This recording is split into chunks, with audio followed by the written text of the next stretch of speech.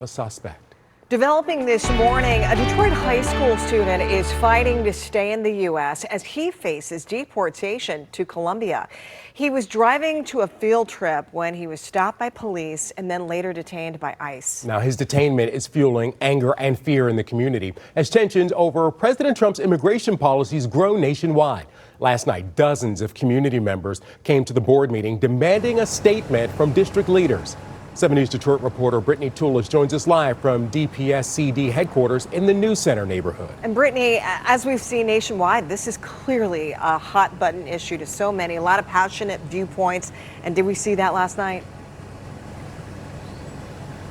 Yeah, we sure did, Alicia and Keenan. More than 100 public commenters coming from as far as Ann Arbor demanding ICE release Michael Begoya Duarte and at least let him finish high school before leaving the country. Right now, Michael is in ICE custody, first being held at a corrections center in the UP. Right now, his teacher saying he's being held somewhere in Louisiana.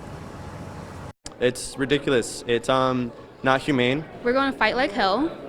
This is what pissed off looks like because we're fighting for students that look like me, students that come from Southwest Detroit because they deserve to be a student. 2 of dozens speaking out after Customs and Border Patrol detained Detroit high school student Michael Begoya Duarte, the Western International High School junior, in ICE custody since May 20th. That day, he and 4 other students headed to a field trip in Rockwell where local PD pulled him over. Local police calling on Border Patrol to help translate. Officers found Duarte had a Detroit ID, but didn't have a license. He did have deportation orders. CPB sending us this statement saying in part, all 4 passengers were students from Western International High School. The driver was the only one without legal status and was turned over into ICE custody. Michael, who's also a student, did apply for U.S. legal status with his mom fleeing violence in Colombia, but both were denied. Michael needs a passport to self-deport.